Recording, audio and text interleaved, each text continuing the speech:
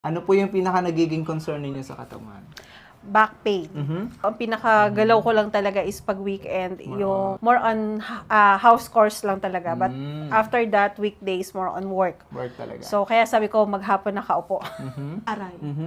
Blocking dito. Dito, actually, para na siyang May gumaganon. May connection. O, para na siyang nag-freeze na masakit. Parang kuryente. May connection ba sa lower back? Yes, masakit siya.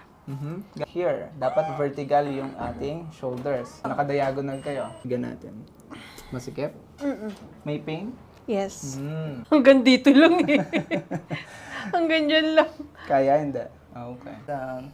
Good. Good. Clear. Good. Down. Nice. Good. Clear. Oh! Nice. Nice. Good. Nakaka?